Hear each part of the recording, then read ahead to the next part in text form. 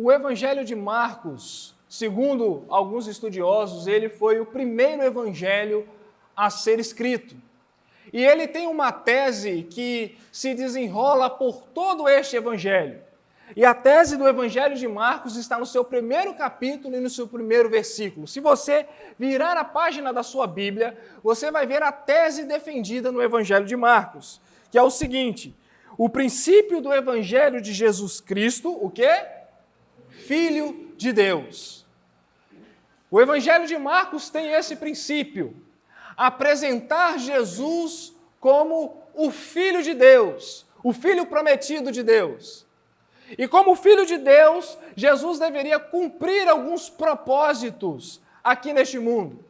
Tanto é verdade que, a partir do verso 9, quando Jesus é batizado por João Batista, o próprio Deus, no capítulo 1, do verso 9 e 11, ele fala do céu: este é meu Filho amado, em quem eu tenho prazer. E é interessante que naquele momento desce o Espírito Santo sobre a vida do Senhor Jesus, como sinal de que a Trindade Santa estava ali colocando em ação o plano da salvação humana. E em seguida, o Evangelho de Marcos, ele é muito prático, ele é chamado do Evangelho da ação, porque você sempre está vendo Jesus indo de um lado para o outro, realizando milagres, sinais, maravilhas e pregando. Mas Jesus tinha uma prioridade. Se você abrir a sua Bíblia e no Evangelho de Marcos, no capítulo 1, a partir do verso 14, diz que depois da prisão de João Batista, foi Jesus para a Galileia. E o que Jesus fazia? Ele pregava o Evangelho. Ele pregava uma boa notícia. É isso que Evangelho significa. Ele pregava uma mensagem da parte de Deus. E essa mensagem ela é carregada de alguns conteúdos. Olha o verso 15.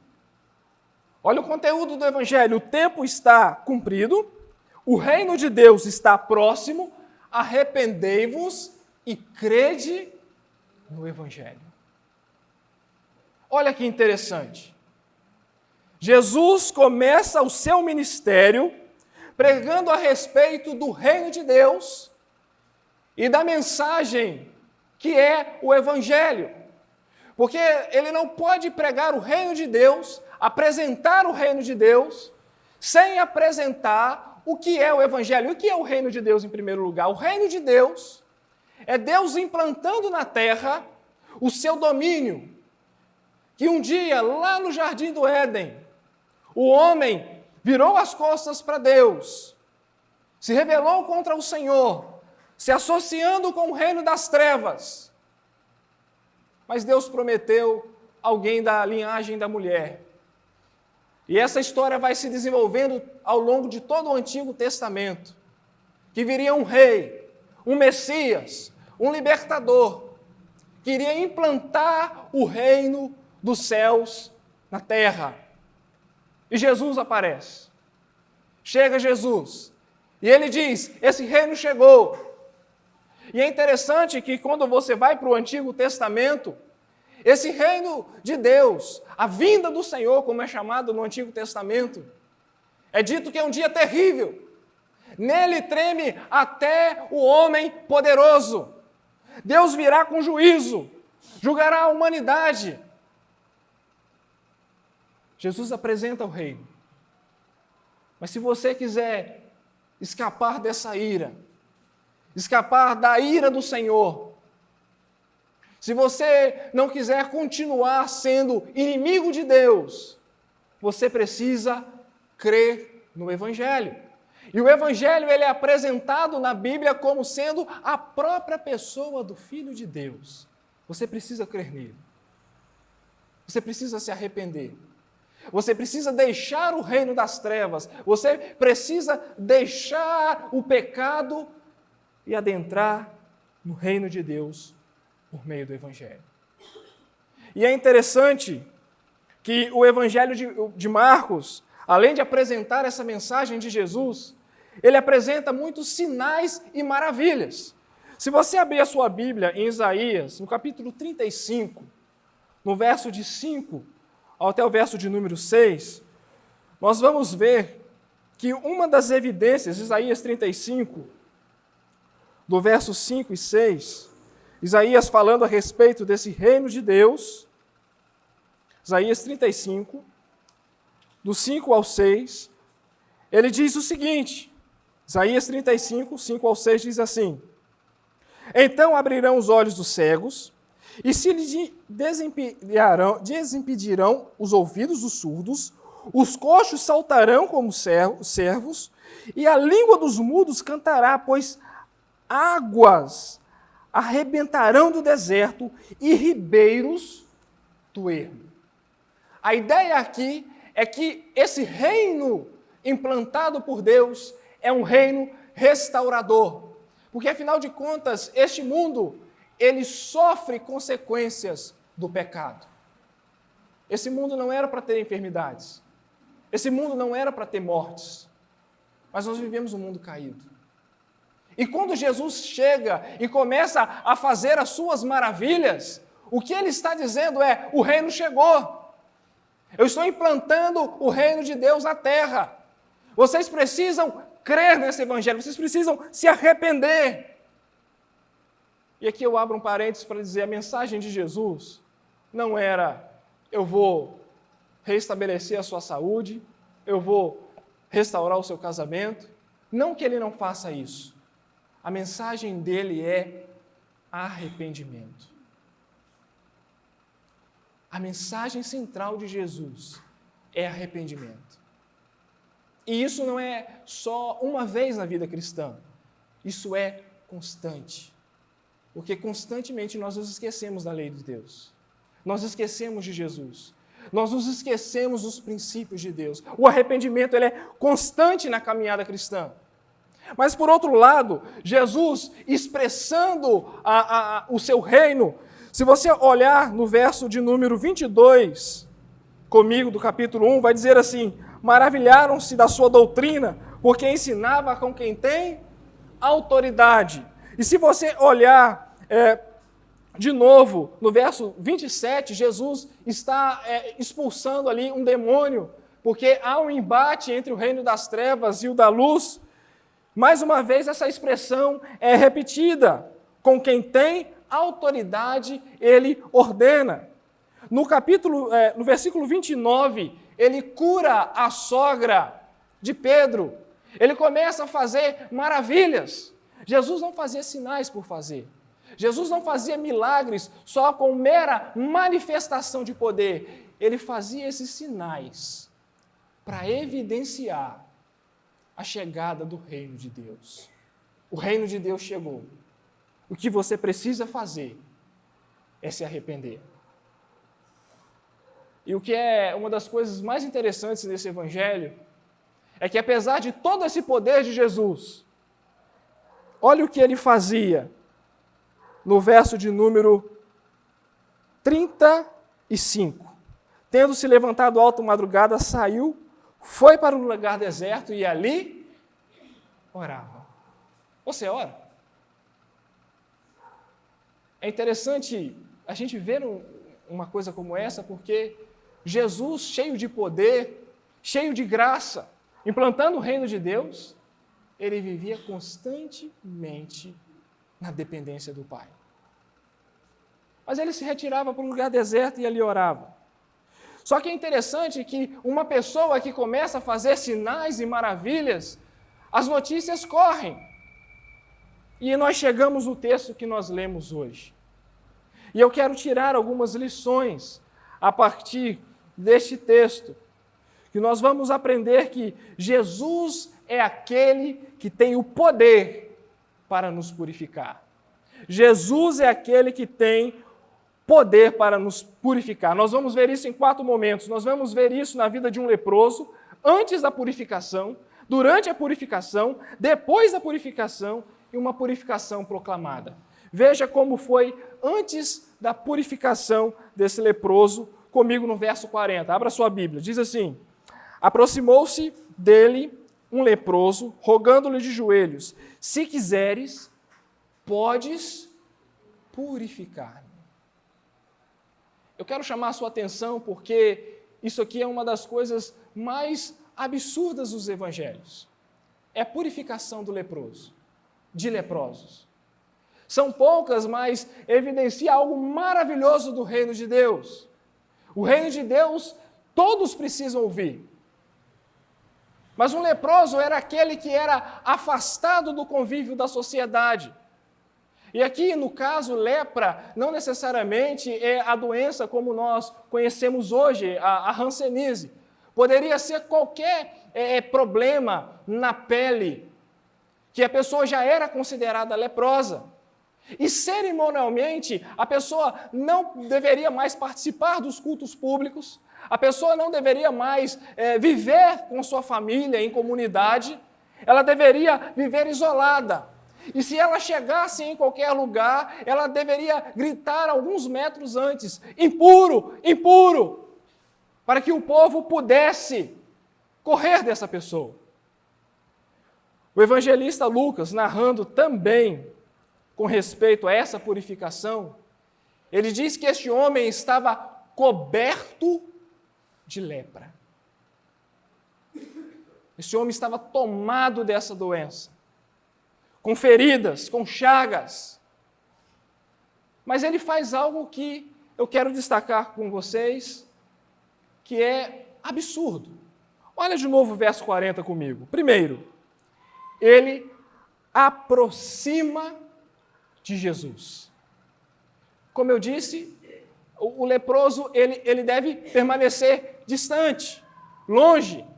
Mas ele quebra o protocolo e se aproxima do Senhor Jesus. Segundo, ele se ajoelha diante de Jesus. É muito ridículo você ver hoje homens se ajoelhar diante de outros homens. É muito ridículo isso. Mas nessa época aqui, se colocar de joelhos era como se você estivesse diante de uma pessoa em volta de autoridade e que para o judeu ele só poderia se colocar de joelhos diante de Deus. Aqui Marcos chama a atenção para que aquele leproso, enxergando das maravilhas do Senhor, entendeu que ele estava diante de uma pessoa diferente. Ele estava diante de Deus. E diante de Deus eu só posso me aproximar de joelhos, humilde. Mas veja a declaração desse leproso. Ele diz assim: se quiseres, podes purificar-me. É interessante que ele coloca essa atribuição de purificação naquele homem que está diante dele, Jesus. Ora, por que esse homem ele tem condições para me purificar? Ele entendeu, o reino chegou, é ele que eu tenho que olhar. Ele é o próprio Deus, ele pode me purificar. É interessante que essa construção dessa frase em português não expressa bem como ela é construída no grego. Se a gente fosse fazer uma tradução mais literal do grego, essa frase seria o seguinte: tu podes me purificar se o Senhor quiser. Ele estava reconhecendo que Jesus tinha poder. Mas o Senhor só vai fazer se você quiser, se o Senhor quiser. É tão interessante isso, meus irmãos, porque ele coloca na vontade de Deus toda a sua esperança. Ele coloca diante de Deus, diante da vontade de Deus, toda a sua esperança. Ele reconhece que está diante de Deus. E nós aprendemos uma lição preciosíssima. Num tempo em que vivemos, onde as pessoas querem decretar, querem afirmar a sua bênção, querem serem irreverentes para com Deus. Esse homem, ele reconhece quem é Deus. Ele sabe quem está diante dele. Você sabe o Deus que você serve? Você conhece o Deus que você serve? Você conhece esse Deus que você saiu da sua casa e veio cá louvá-lo e bendizê-lo? Você tem ideia do tamanho do seu poder? Você sabe que Ele é soberano? Você sabe que Ele tem uma vontade? E que se Ele só opera segundo a sua vontade. Se você achou o leproso, as atitudes do leproso absurda, espera para ver a de Jesus. Porque veja como foi a purificação, verso 41. Jesus, profundamente compadecido, estendeu a mão, tocou e disse-lhe: quero, fica limpo. No mesmo instante, lhe desapareceu a lepra e ficou limpo. Veja, Jesus tem algumas atitudes diante daquela situação. Ele vê aquele homem num estado total de miséria, todo deformado por conta da sua enfermidade. Ele olha e se compadece, porque ele sabe como o pecado, contaminou o mundo e foi destruindo o ser humano criado à sua imagem e semelhança. Ele olha e se compadece. Até então, nada absurdo. Mas veja, ele estende a mão e toca no leproso. É outra situação mais absurda. Porque ninguém poderia tocar em leproso. Porque se alguém tocasse, era considerado contaminado também. Mas Jesus ali toca nele e diz: quero, fica limpo. Mas é interessante que quando ele toca no leproso, Jesus não fica impuro. O que é impuro se torna puro. Era como se Jesus estava ensinando as pessoas que ali estavam, estava ensinando aquelas pessoas que ali estavam, estava mostrando que Ele é aquele que carrega a nossa miséria.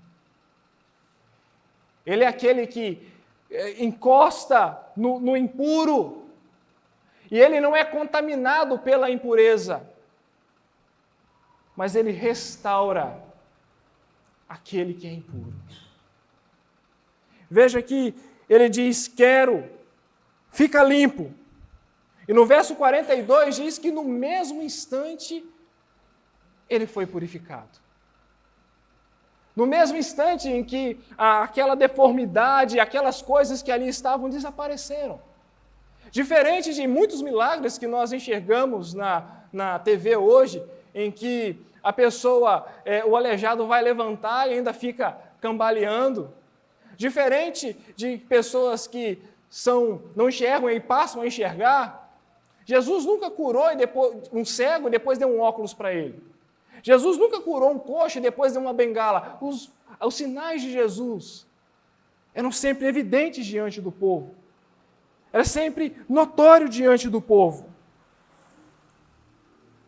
Jesus estava manifestando o seu poder. Mas, mais uma vez, eu quero destacar uma coisa maravilhosa.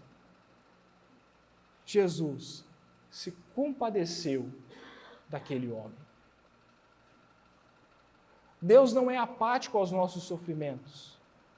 Deus não é de longe, aquele que fica olhando de longe e apático à nossa dor, às nossas lutas. Ele é um Deus que se compadece, que se envolve. É um Deus que habita em luz inacessível, mas também habita com o contrito. Ele não está longe. Ele é um Deus compassivo. Mas depois dessa purificação, depois desse homem presenciar o poder de Deus, Jesus faz uma advertência que para nós talvez, no primeiro momento, nós não vamos entender. Ele diz assim, a partir do verso 43, fazendo-lhe então veemente advertência, logo o despediu. E lhe disse, olha, não digas nada a ninguém, mas vai, mostra-te ao sacerdote e oferece pela tua purificação o que Moisés determinou para servir de testemunho ao povo. A primeira coisa que Jesus faz é dizer, não diga nada a ninguém, vai lá agora, corre no sacerdote e apresenta que você foi purificado. É interessante a gente pensar a respeito disso, porque esse homem foi curado e ele poderia muito bem ir espalhar a notícia, falar, olha, aquele Jesus, o homem chamado Jesus me curou, ele me tocou, disse, fica limpo. Isso não seria propagar o evangelho? Mas longe de Jesus atrair holofotes, fama, Jesus estava preocupado em espalhar o evangelho de Deus. Tanto que ele manda ir ao sacerdote. Se você olhar em Levítico capítulo 14 em casa, 11, 14, você vai ver que o sacerdote era aquele que poderia declarar alguém puro. Ele era quem examinava a pessoa que fosse curada da lepra e poderia declarar, olha, eu vou dar um atestado aqui dizendo que você foi curado da lepra, você está livre, você pode voltar para o seu convívio em família, você pode voltar ao convívio social. O que o sacerdote não podia fazer era curar, era purificar o leproso. De forma que quando ele chegasse diante do sacerdote e contasse o que aconteceu, eles iriam se maravilhar. Eles iriam reconhecer, chegou o reino, chegou aquele, chegou o prometido, porque só Deus pode fazer isso. Só Deus tem capacidade para esse tipo de coisa. Mas o que acontece? A desobediência. Ele sai dali e começa a falar muitas coisas. Tem certo tipo de coisas que Deus não explica. Tem certo tipo de coisas que Deus não vai pegar uma coisa e vai... Olha, você tem que fazer isso aqui para você chegar naquele resultado ali. Não. O que Deus requer de nós é que andemos por fé. É tão interessante isso, meus irmãos, que se nós continuarmos lendo o Evangelho de Marcos, nós vamos ver que Jesus depois encontra dificuldades para pregar a própria palavra. Porque as pessoas vão atrás dele não em busca da palavra, não em busca de reconhecê-lo como verdadeiro Deus e verdadeiro homem, mas como um curandeiro. Se você olhar no capítulo 2, que é a cura de um paralítico, você vai ver que aqueles rapazes chegam com um paralítico ali e não falam nada. E o que Jesus vê, se você olhar no capítulo 2, verso 5, Jesus vê a fé deles e ele fala uma coisa bem interessante. Jesus não cura aquele paralítico de imediato. Ele diz, filho, os teus pecados estão perdoados. Ou seja, deixa eu redirecionar vocês. O importante é que o pecado de vocês sejam perdoados. Deixa eu redirecionar vocês. Eu estou vendo que vocês têm fé. Eu estou vendo o empenho de vocês. Mas eu sou mais do que isso. Eu sou muito mais do que isso. Jesus às vezes requer algo de nós. Deus às vezes requer algo de nós que Ele não precisa explicar. Porque Ele é Deus. E o que nós precisamos é exercer a nossa fé nele. É tão difícil falar em exercício de fé, né? Nos tempos de hoje, parece coisas absurdas. Mas é preciso ter fé para crer na palavra do Senhor. É preciso de fé para crer nas promessas do Senhor. O homem recebeu uma cura maravilhosa, mas saiu propagando muitas coisas. E acabou prejudicando assim, num primeiro momento, o espalhar dessa mensagem maravilhosa. Meus irmãos, não sei se você notou aqui, mas existe um paralelo muito grande, né, dentro dessa passagem com o restante da Bíblia, em que se faz a respeito do pecado e da lepra. Às vezes o pecado ele está associado à lepra. Veja as características da lepra. Ela afasta do convívio, ela desfigura o homem e ela torna você impuro. O que mais o pecado não faz? Não é isso? E eu chamo a sua atenção para alguns pecados na nossa vida que são bem similares à lepra. Vícios que nós não queremos nos livrar e que vai nos afastando do Senhor, endurecendo o nosso coração. Lepra que muda a nossa característica, que muda a maneira com que as pessoas estão nos enxergando. Você já não é mais aquela pessoa. Você já perdendo as suas características. Mas o Senhor Jesus é aquele que profundamente compadecido. Ele olha para você, porque Ele é rico em perdoar, porque Ele é compassivo, longânimo, assaz benigno.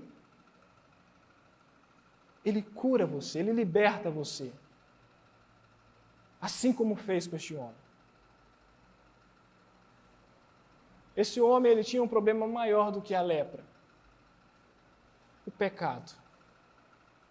E nós também, por mais que venhamos ter alguma enfermidade, algo de dificuldade na nossa vida,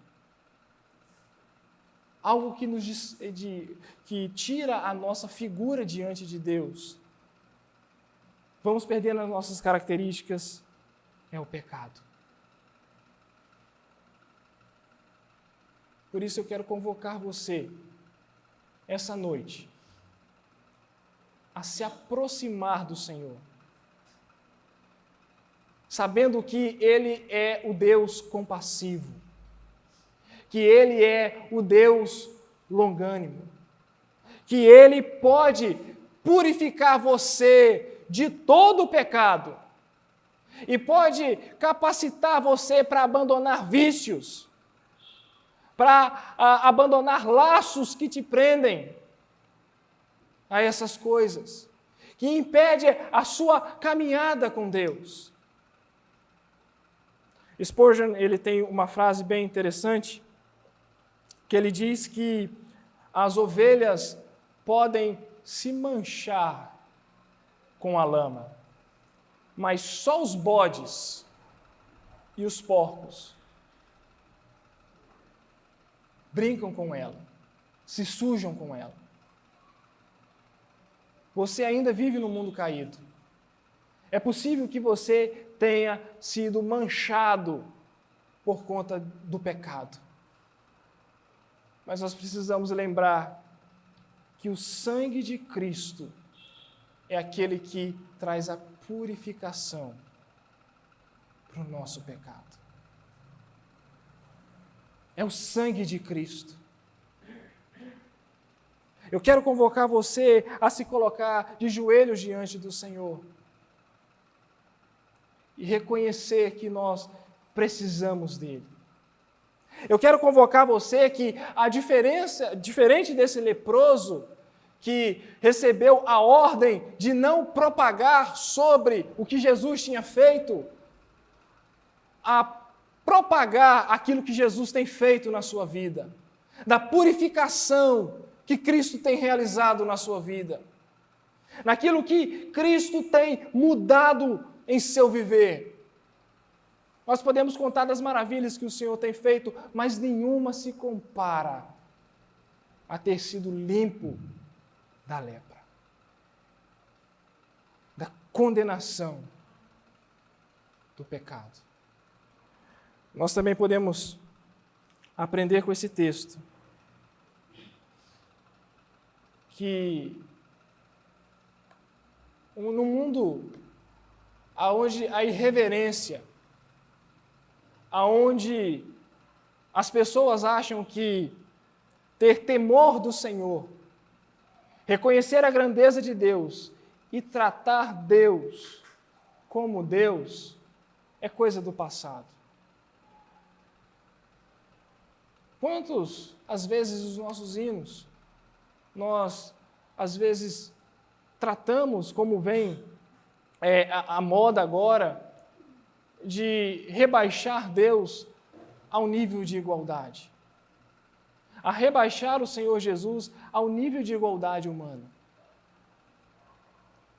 E isso acaba internalizando em nós, e nós nos esquecemos. Quem é o Senhor? O Senhor, Ele é compassivo. O Senhor é misericordioso. O Senhor é aquele que nos purifica. O Senhor é aquele que nos liberta. Mas Ele também é fogo consumidor.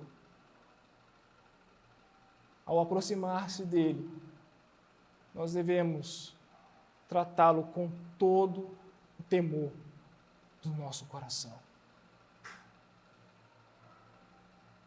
Quero convocar você a orar neste momento. Pedir ao Senhor que venha nos purificar, venha nos limpar e continue a nos limpar de todo o mal. O reino chegou. De que lado você está? A saída para o reino é o arrependimento. A saída para entrar no reino é crer nesse evangelho. E nós precisamos dessa purificação.